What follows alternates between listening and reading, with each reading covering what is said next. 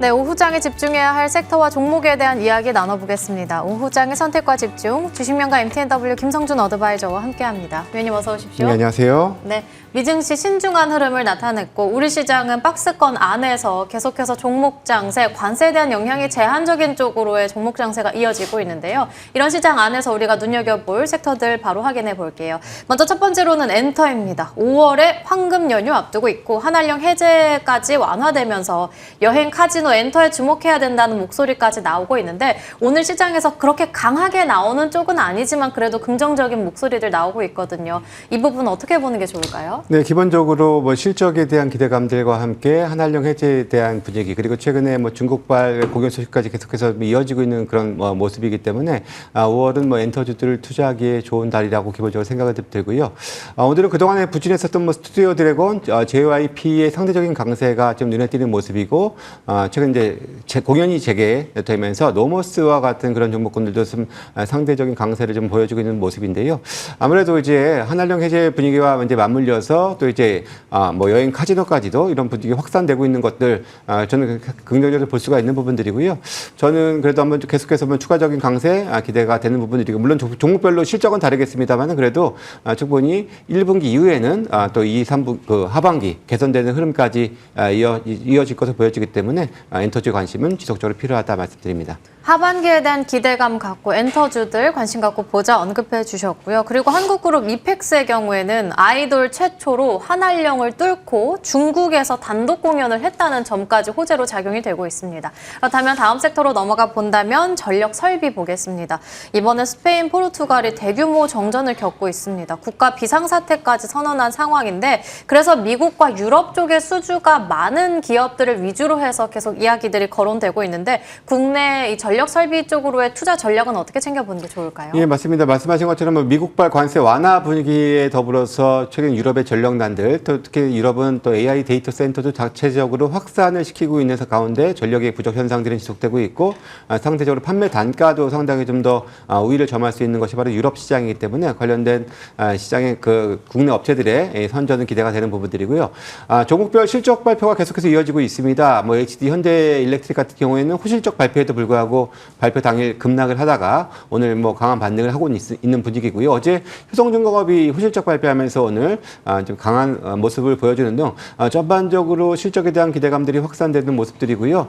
사실 그동안에 반도체 투자 부진에 대한 염려 때문에 주가가 또 발목을 잡은 부분들이 있었습니다만은 이런 것보다 워낙에 좀 더 실적을 계속해서 좀 보여주는 만큼 낙폭과대 반등을 조금 더 이어갈 수 있을 그런 좀 더 긍정적인 섹터로서 한번 바라봐야 될 것 같습니다. 낙폭 과대의 반등을 이용해볼 만한 섹터로 전력 설비를 꼽아주셨고요. 다음 sek터로는 비만 보겠습니다.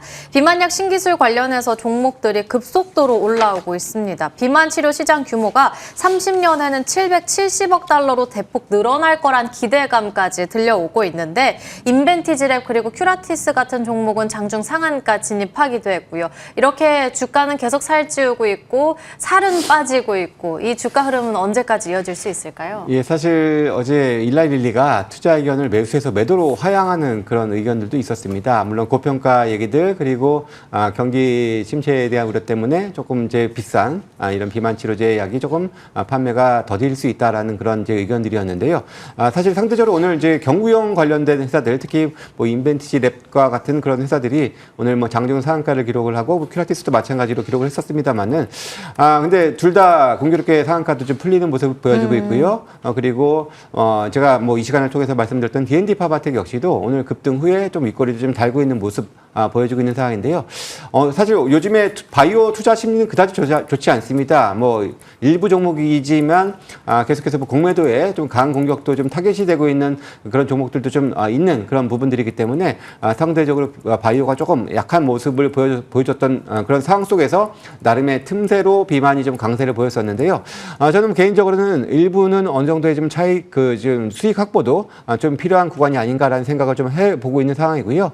전반적인 바이오 주 업종의 좀 안정까지는 조금은 더 한번 수익 챙기고 나중에 저가 매수의 기회를 노리는 것도 좋은 전략이 되지 않을까 이렇게 말씀을 드리겠습니다. 네, 말씀해주신 대로 HSBC에서는 일라이릴리에 대한 목표 주가를 1,170달러, 1,150달러에서 700달러로 대폭 하향했다는 점도 국내 기업에 어느 정도 반사익으로 작용이 되고 있다는 점 체킹이 되고 있습니다. 그렇다면 오늘 시장에서 눈여겨볼 수 있는 공략주는요?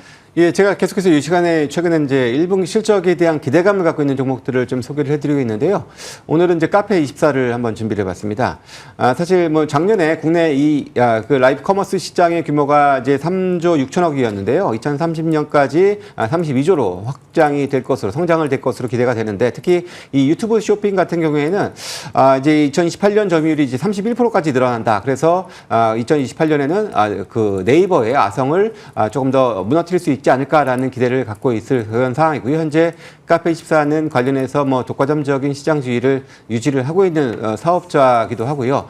제가 이제 1분기 실적에 대한 기대를 하는 것이, 사실 이 회사 같은 경우는 작년 4분기에 161억의 영업이익을 기록을 하면서 주가를 한번 랠리를 보였었던 그런 기억이 있었는데요. 대부분 실적은 작년 동기 대비로 하는데요. 작년 1분기에는 22억 정도 수준이었습니다. 그 후에 2, 3분기 60억대까지 크게 올라갔었다가 4분기 폭발했었던 실적을 보여줬었는데요. 역시 작년 동기 대비를 봤을 때는 충분히 현재 구간 매력이 있는 구간이라 보여지고요. 계속해서 유튜브의 이런 점유는 올라가고 있는 그런 만큼 이번 실적도 나름은 조금 낙관적으로 좀 볼 수 있지 않겠냐라고 보여지고요. 오늘 마침 일부에 좀 조정을 받고 있습니다. 그래서 조정을 활용해서 한번 뭐 진입을 해봐도 좋을 것이다라고 말씀을 드리겠습니다. 예, 목표 주가는 일단 7만 원 제시를 해드리고요. 손절 가격은 5만 6천 원으로 말씀드리겠습니다. 네, 조정의 타점을 이용해서 카페24 기억해 보도록 하겠고요. 그리고 이 시간 함께 했었던 종목 중에서는 창투사 관련한 종목부터 D&D 파마텍, 3빌리언까지 체킹이 되고 있고, 이 외에는 유바이로직스 오늘 봐야 될 것 같습니다.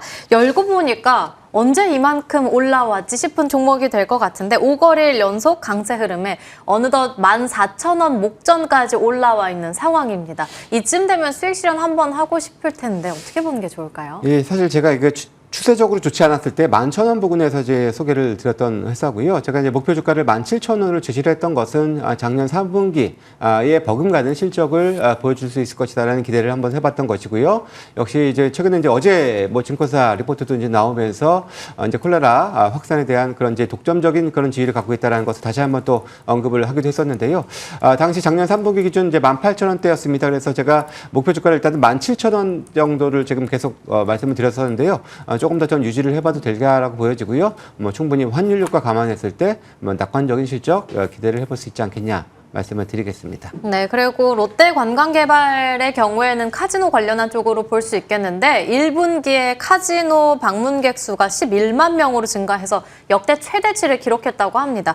그래서 지금 상승률도 꽤 잘 나오고 있고 오늘까지 4흘째 오름세, 지금도 고점 부근인데 추가 전략은요? 네, 기본적으로 이제 1분기 비수기에도 불구하고 뭐 좋은 숫자를 좀 보여주고 있기 때문에 1분기 실적에 대한 기대는 해볼 수 있을 것 같고, 또 이제 2분기부터 성수기 진입 효과도 누릴 수 있다라고 좀 판단이 되고요. 특히나 뭐 최근 국내 환율이 주요 이제 유입되는 뭐 중국, 일본 관광보다도 환율적인 또 우위가 있기 때문에, 관광객 입장에서 우위가 있기 때문에 더 확산 가능성은 있다라고 보여지고요. 일단 기술적인 고점이 대략 한 11만 정도 수준인데요. 일단 그 정도 수준까지 1차 한번 목표를 한 번 더 올려보고요. 근데 제가 볼 때는 충분히 돌파 가능성이 있어 보이거든요. 돌파된다면은 그래도 조금 더 숫자를 올려서 12,000원까지도 한번 목표를 해보고 지속적으로 뭐 홀딩을 유지를 해봐도 좋을, 역시 마찬가지 1분기 실적을 기대할 수 있는 종목이다 말씀드리겠습니다. 네, 정말 위원님 종목은 수익 종목대로 야금야금 잘 가고 있고, 단기 종목은 또 단기 슈팅까지 나오고 있는 상황 속에서 오늘 무료 공개 방송까지 준비해 주셨으니까 함께 하시길 바라겠습니다. 지금까지 김성준 어드바이저와 함께 이야기 나눠봤고요. 터닝포인트 11도 여기서 마치도록 하겠습니다. 시청해 주신 여러분 고맙습니다.